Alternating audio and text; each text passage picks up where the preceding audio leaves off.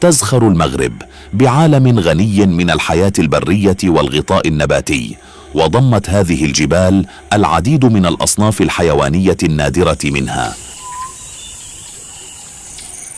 ابن آوى الذهبي هو كلب يشبه الذئب، ويعد نوعا من أنواع حيوان ابن آوى الثلاثة، وينتمي لعائلة الكلبيات، ويندرج تحت جنس الكلاب.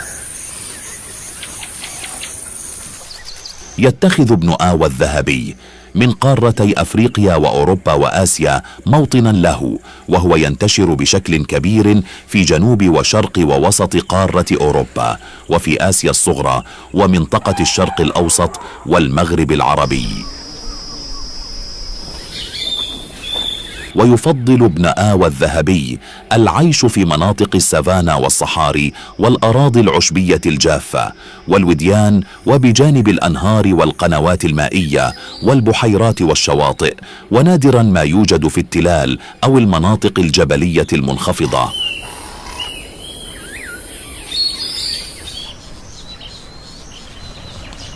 يتراوح طول جسم ابن آوى الذهبي من 71 إلى 85 سنتيمتر، بينما تكون الإناث أقل طولا، إذ يتراوح طول جسم الأنثى ما بين 69 إلى 73 سنتيمتر، ويتراوح ارتفاع جسم ابن آوى الذهبي بين 70 إلى 80 سنتيمتر.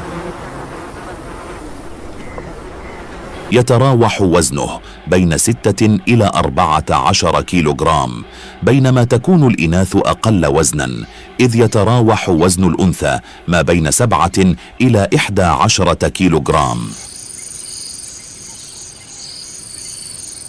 يمتلك ابن آوى الذهبي فراء خشن الملمس وقصير الطول، وذو لون أصفر إلى ذهبي شاحب ومائل إلى اللون البني، ويمتلك وجها يشبه الثعلب، ولكن جمجمته أصغر حجما، ويعلوه آذان مدببة الشكل، ويصل طول ذيله إلى 30 سنتيمتر، وهو كثيف الفرو.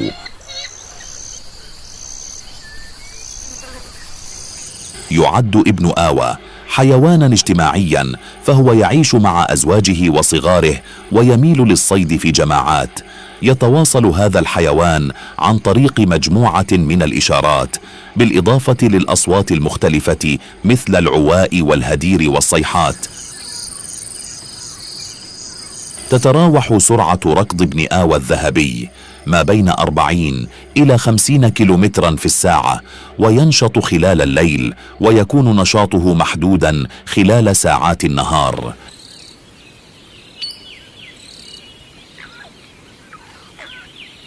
يعد ابن آوى الذهبي من الحيوانات الآكلة للحوم، فهو يتغذى على الغزلان الصغيرة والقوارض والأرانب البرية والطيور الأرضية وبيوض الطيور والزواحف والضفادع والأسماك والحشرات، وقد يتناول الجيف أحيانا، ويشكل هذا الغذاء نحو 54% من نظامه الغذائي.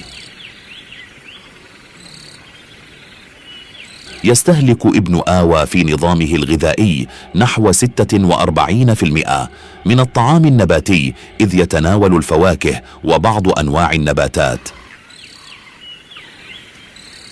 يختلف موسم التكاثر لدى ابن آوى الذهبي باختلاف المكان الذي يعيش فيه، فهو يتكاثر في شهري نيسان وأيار في منطقة جنوب شرقي أوروبا، بينما يكون تكاثره طوال العام في مناطق آسيا الاستوائية ومناطق شمال أفريقيا.